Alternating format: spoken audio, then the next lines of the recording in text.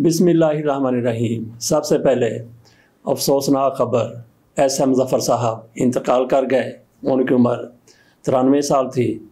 वो ऐसे कुछ बीमार तो नहीं थे, लेकिन बुढ़ापा अपनी जगह पर था। इस वजह से काफ़ी ज़्यादा कमज़ोर थे। हमारी उनसे कोई 2 साल कबल मुलाकात हुई थी। डॉक्टर ए.क्यू. खान पर मैं किताब लिख रहा था, बल्कि रिवाइज़ कर रहा था। मोहसिन मिल्लत इस हवाले से एस.एम. ज़फ़र साहब से रब्ता किया उनका इंटरव्यू करने के लिए। उन्होंने टाइम दे दिया तो वो व्हील चेयर पर थे। उनको एक्सरसाइज भी उनके मुलाजिम करवा रहे थे। उस वक्त भी एस.एम. ज़फ़र साहब की तरफ से बताया गया था कि मुझे कोई बीमारी नहीं है, लेकिन बुढ़ापा अपनी जगह पर है। एस.एम. ज़फ़र साहब बिज़ी रहते थे, मसरूफ़ रहते थे। आखिरी वक्त तक भी वो किताबें लिखते रहे। उन्होंने बहुत कुछ दुनिया को बताया, कई किताबें लिखी, कानून के माहिर थे, सियासतदान भी थे। उनकी तरफ से बहुत कुछ बताया गया, लेकिन एस.एम. ज़फ़र साहब कुछ छुपा भी गए। एक तो डॉक्टर ए.क्यू. खान के हवाले से उन्होंने कहा, जिस वक्त हमने उनका इंटरव्यू किया था किताब की, तो तैयारी हमारी डॉक्टर अब्दुल क़दीर खान की ज़िंदगी में शुरू हो गई थी। लेकिन जब हमने एस.एम. ज़फ़र साहब का इंटरव्यू किया तो उस वक्त तक डॉक्टर ए.क्यू. खान इंतकाल कर चुके थे।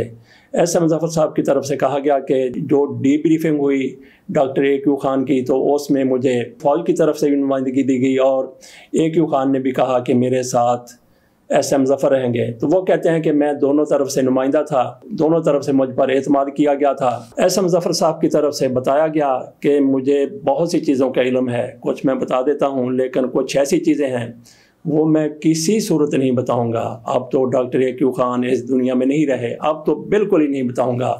एक तो ये चीज़ अपने साथ लेकर एस.एम. ज़फ़र साहब चले गए। दूसरा, इनके हवाले से ये कहा जाता था, मीडिया में आया कि एस.एम. ज़फ़र साहब ने अल्ताफ़ गौहर को कहा था कि मैं दुनिया को बता दूं कि मुजीबर रहमान के 6 निकात आपने तहरीर करके उसे दिए थे। तो इस पर एस.एम. ज़फ़र साहब की तरफ से कभी भी कुछ नहीं कहा गया। चंद रोज़ कबल की बात है, मैं एक वीला कर रहा था, पाकिस्तान कैसे टूटा, पाकिस्तान टूटने की कहानी। तो उसमें ये आ गया कि एस.एम. ज़फ़र साहब ने ये बात की थी।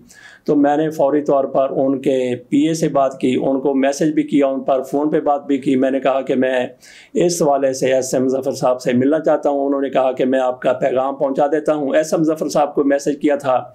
एस.एम. ज़फ़र साहब अपने मैसेज का जवाब ज़रूर देते हैं, लेकिन इस मामले में उनकी तरफ से जवाब आया ना, उनके मुलाज़म की तरफ से उसके बाद जवाब आया। एक वो चीज़ एस.एम. ज़फ़र साहब अपने साथ ले गए, दूसरी ये वाला मामला जो उन्होंने कहा था कि अल्ताफ़ गौहर ने 6 निकात मुजीबर रहमान को लिख कर दिए थे, जिसके बायस पाकिस्तान टूट गया था। एस.एम. ज़फ़र साहब के हवाले से थोड़ी देर में हम जस्टिस शाहद हसन खान साहब के पास जा रहे हैं। उनके पास इनके हवाले से जो यादें हैं वो ताज़ा करेंगे। क़य्यूम निज़ामी साहब से ही बात करेंगे और आज पिछले टाइम एस.एम. ज़फ़र साहब का जनाजा भी है, कोशिश करेंगे कि वो भी कवर कर लिया जाए। इस दौरान एक वीलाग एस.एम. ज़फ़र साहब के हवाले से भी करने की कोशिश करेंगे। मियां नवाज शरीफ साहब की तरफ से पाकिस्तान आने का ऐलान तो किया जा रहा है और इसके साथ साथ मियां नवाज शरीफ की वापसी के लिए, इस्तकबाल के लिए तैयारियां भी मुस्लिम लीग नून की तरफ से ज़ोरों पर है। सबसे पहला इस्तकबाल मियां नवाज शरीफ साहब का उनके आने से पहले हमारी अदलिया की तरफ से किया गया है। 2 जज साहिबान के दरमियान रेस थी, एक तो साहब अदालत के जज जनाब मोहम्मद बशीर साहब और दूसरे आमर फारूक साहब। दोनों के दरमियान रेस थी कि मियां नवाज शरीफ को सबसे बड़ा रिलीफ कौन देता है, और दोनों जज साहिबान बराबर रहे। दोनों ने मियां नवाज शरीफ साहब को रिलीफ दिया। जैसा कि कहा जाता है कि मियां नवाज शरीफ साहब का इस्तकबाल बड़े ज़ोरों पर तैयारियां हैं। सबसे बड़ा इस्तकबाल हमारे जजों की तरफ से, मोहम्मद बशीर साहब की तरफ से और अमर फारूक साहब की तरफ से किया गया है। उन्होंने मियां नवाज शरीफ को ज़मानत दे दी, ऐसे ज़मानत दे दी जैसे कहते हैं कि ज़मानत दे दी ठा करके, आ सीने ना लग जा ठा करके। इस तरह से मियां नवाज शरीफ साहब को ज़मानत दे दी गई। उधर मुस्लिम लीग नून की तरफ से बड़े ज़ोरों शोर से तैयारियां हैं। सबसे ज़्यादा तैयारी असदुर रहमान साहब की तरफ से की गई है। ये मुस्लिम लीग नून के कभी MNA रहे हैं, इनका तल्लुक कमालिया से है, ये खलीलुर रहमान रमदे के भाई हैं। इनकी तरफ से ऐलान किया गया था कि मियां नवाज शरीफ साहब के जो इस्तकबाल के लिए लोग जाएंगे उनके लिए जन्नत का टिकट है। इसी दुनिया में लोग तो मार के जाते हैं, अल्लाह खैर करे कि ये सारे के सारे लोग जन्नत में तो ज़रूर जाएं, लेकिन अपनी ज़िंदगी पूरी करके जाएं। उनकी तरफ से कहा जा रहा है कि 1000 लोगों को जन्नत का टिकट दे दिया गया है। 1000 लोग कमालिया से असदुर रहमान साहब मियां नवाज शरीफ के इस्तकबाल के लिए लेकर आएंगे। मियां नवाज शरीफ साहब क्या वाकई पाकिस्तान आ रहे हैं? इस हवाले से एक राय नहीं, 2 राय हो सकती हैं।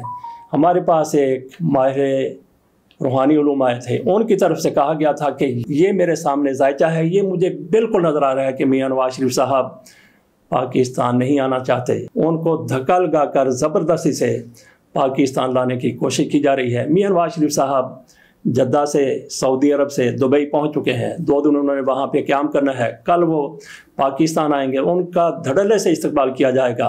मुस्लिम लीग नून की तरफ से 2 जहाज़ हायर किए गए हैं। यसदुल्ला खान के वीलाग में बताया गया है कि 2 जहाज़ हायर किए गए हैं। वो क्या करेंगे?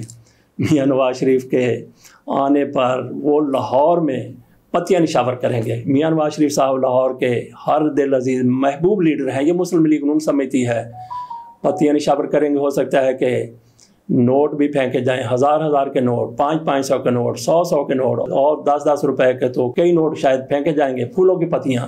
ये मुस्लिम लीग नून का पुराना रवायत है, पुरानी रीत है, पुराना रिवाज है। मुस्लिम लीग नून वाले ऐसे ही पत्तियां फेंकते हैं। कभी ये मियां नवाज शरीफ साहब की सरबराही में, मियां नवाज शरीफ साहब के हुक्म पर, सैफुर रहमान की तजवीज़ पर, या फिर सैफुर रहमान ने सारे बंदोबस्त किया था। बेनज़ीर भुट्टो की और नुसरत भुट्टो की नंगी तस्वीर जहाज़ से गिराई गई थी। बहरहाल वो दिन चले गए। अब तो पीपल्स पार्टी और मुस्लिम लीग नून वाले एक ही पेज पर नजर आ रहे। बैरिस्टर ज़ुफ़रुल्लाह की तरफ से कहा गया, ये मुस्लिम लीग नून के बड़े कानूनदान हैं, इनकी तरफ से कहा गया कि आइंदा मैं ज़ुल्फ़िकार अली भुट्टो का केस अदालत में लेके जाऊंगा। मुस्लिम लीग नून वाले ये बात कर रहे हैं। बिलावल भुट्टो ज़रदारी कह रहे हैं कि मियां नवाज शरीफ साहब लंदन से बैठ के पाकिस्तान चला रहे थे लेकिन नहीं चला सके। साथ उन्होंने कहा कि अब ये मियां नवाज शरीफ साहब सिलेक्टेड है तो नून लीग की तरफ से ये रवैया, पीपल्स पार्टी की तरफ से ये रवैया। बहरहाल मियां नवाज शरीफ साहब का इस्तकबाल करने की तैयारियां अरूज पर हैं। स्टेज बना दिया गया, 80 फुट चौड़ा स्टेज है मीनार पाकिस्तान में और 40 फुट इसकी बुलंदी है। जो लोग ताने देते थे इमरान खान को कि इमरान खान छुप के खिताब करते हैं, तो मियां नवाज शरीफ साहब के लिए भी ऐसा ही बुलेट प्रूफ कैबिन बनाया गया है। नाज़रीन, आपको याद होगा कि ताहिरुल कादरी साहब धरने में थे तो वहाँ पे शायद पटाखा चला था तो ताहिरुल कादरी साहब दुबक गए थे, तो मियां नवाज शरीफ साहब ने उसका मजाक उड़ाया था और फिर मियां नवाज शरीफ साहब को किसी नाहंजान ने जामिया नईमिया में जूता मारने की कोशिश की थी। तो मियां नवाज शरीफ साहब बिल्कुल उसी तरह से दुबके थे जिस तरह से ताहिरुल कादरी साहब दुबके थे। बहरहाल मियां नवाज शरीफ साहब पाकिस्तान आ रहे हैं, तैयारियां ज़ोरों पर हैं, स्टेज बन चुका है।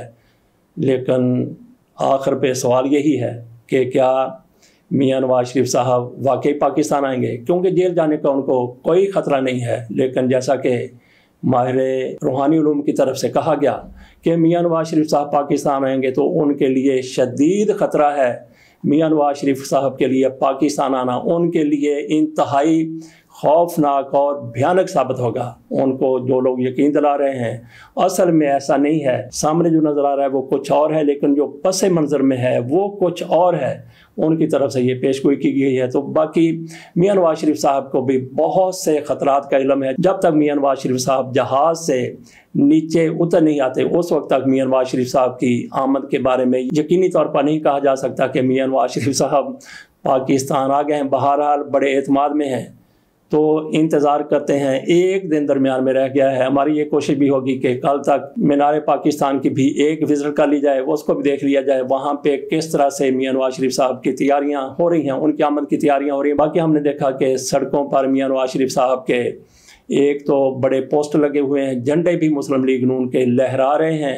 मुस्लिम लीग नून की तरफ से पूरी तैयारियाँ हैं, तो कल तक का इंतज़ार कर लेते हैं। बाकी अदलिया की तरफ से पहला इस्तकबाल कर दिया गया और मियां नवाज शरीफ साहब की आमद की राह हमवार कर दी गई। उधर इरफान सादात साहब को, वो कायम काम chief justice Sindh high court थे, उनकी नामजदगी कर दी गई है सुप्रीम कोर्ट के जज के तौर पर। वो कायम काम क्यों थे? क्योंकि अहमद अली शेख साहब तो 2 अक्टूबर को रिटायर हो गए थे। उसके बाद इनको फिर chief justice Sindh high court बनना था, लेकिन इनके बारे में यही कहा गया कि ये कायम काम के तौर पर हलफ उठा रहे हैं, तो इनको शायद सुप्रीम कोर्ट लाया जाना था। तो एक जज की कमी पूरी हो गई, एक और जज ने वहाँ पे आना है।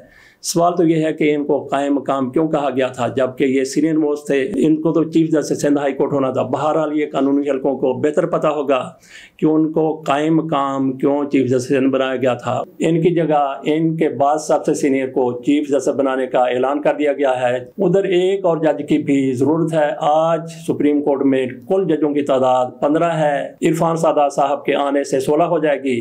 تو وہاں پہ گنجائش ایک اور جج صاحب کی بھی ہے. کیا جسٹس عمر فاروق صاحب وہ بھی سینئر موسٹ ہیں اسلام آباد ہائی کورٹ میں، کیا ان کو سپریم کورٹ کے جج کے طور پر وہاں پہ لے جایا جائے گا؟ اگر وہ سپریم کورٹ کے جج کے طور پر وہاں چلے جاتے ہیں تو وہ کب چیف جسٹس بنیں گے؟ اگر وہ وہاں جاتے ہیں تو پھر وہ 1933 یا 1934 میں جا کر چیف جسٹس بنیں گے. ہو سکتا ہے کہ اس سے پہلے چند دن پہلے ان کی ریٹائرمنٹ ہو جائے، ہو سکتا ہے کہ وہ سپریم کورٹ کے چیف جسٹس بھی بن جائیں. آج تحریک انصاف کے لوگوں کی طرف سے سب سے جو زیادہ دعا مانگی جا رہی ہے وہ عمران خان کی رہائی ہے، اور اس کے بعد جو دعا مانگی جا رہی ہے وہ یہ مانگی جا رہی ہے کہ عمر فاروق صاحب سے جان چھوٹ جائے، وہ سپریم کورٹ چلے جائیں، چیف جسٹس اسلام آباد ہائی کورٹ نہ رہیں، تاکہ عمران خان کو کسی حد تک قدر انصاف مل سکے.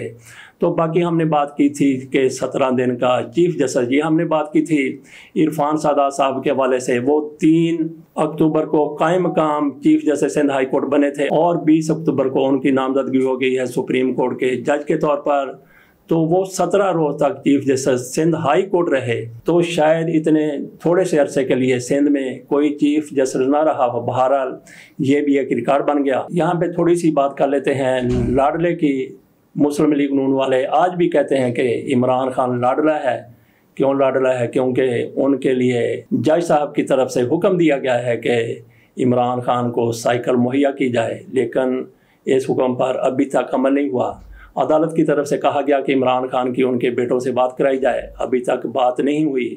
ان کی ایک کیس میں ضمانت ہوئی لیکن ان کو رہا نہیں کیا گیا. ان کی سزا معطل ہوئی لیکن اس کے باوجود بھی عمران خان کو رہا نہیں کیا گیا. عمران خان کو جیل میں کون کون سی سہولتیں میسر ہیں وہ بھی دنیا کے سامنے ہے. اس کے باوجود بھی عمران خان لاڈلا ہے. ادھر میاں نواز شریف صاحب پاکستان آ رہے ہیں، ان کو جیل جانے کی ضرورت نہیں ہے.